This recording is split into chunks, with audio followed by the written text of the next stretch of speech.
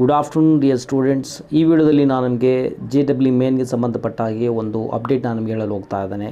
ಮುಂದೋಗಿಂತ ಮುಂಚೆ ಇದ್ದವರೆಗೂ ನಮ್ಮ ಚಾನಲ್ಗೆ ಸಬ್ಸ್ಕ್ರೈಬ್ ಮಾಡಿದ್ದಿಲ್ಲ ಅಂದರೆ ಸಬ್ಸ್ಕ್ರೈಬ್ ಮಾಡಿ ಮತ್ತು ಬೆಲ್ ಬಟನ್ನ ಪ್ರೆಸ್ ಮಾಡಿ ಮುಂದೆ ಅಪ್ಲೋಡ್ ಮಾಡುವಂಥ ವೀಡಿಯೋಗಳ ನೋಟಿಫಿಕೇಷನ್ಗಾಗಿ. ಈ ವಿಡಿಯೋ ಇಷ್ಟವಾದರೆ ಲೈಕ್ ಮಾಡಿ ಮತ್ತು ಮ್ಯಾಕ್ಸಿಮಮ್ ಜನರಿಗೆ ಶೇರ್ ಮಾಡಿ.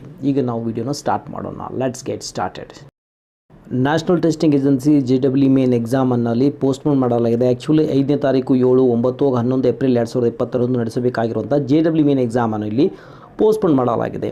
ಸೊ ನ್ಯಾಷನಲ್ ಟೆಸ್ಟಿಂಗ್ ಏಜೆನ್ಸಿ 31 ಮಾರ್ಚ್ರಂದು ಹೊಸ ಡೇಟನಲ್ಲಿ ಅಪ್ಡೇಟ್ ಮಾಡಲಾಗುತ್ತೆ.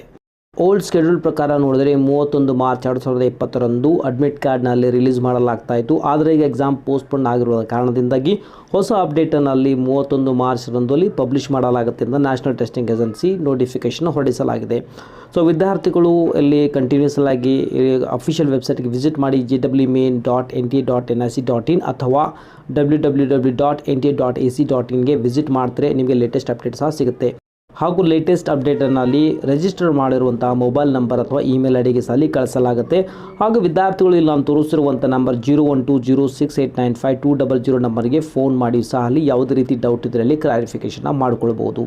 ಸೊ ವಿಡಿಯೋದಲ್ಲಿ ಇಷ್ಟೇ. ನಿಮಗೆ ಇಷ್ಟವಾದರೆ ಲೈಕ್ ಮಾಡಿ ಮತ್ತು ಮ್ಯಾಕ್ಸಿಮಮ್ ಜನರಿಗೆ ಶೇರ್ ಮಾಡಿ. ಇದೇ ಥರದ ಭಾಳಷ್ಟು ಎಜುಕೇಷನ್ ಅಪ್ಡೇಟ್ನ ನಮ್ಮ ಚಾನಲಲ್ಲಿ ತರ್ತಾ ಇರ್ತೇವೆ.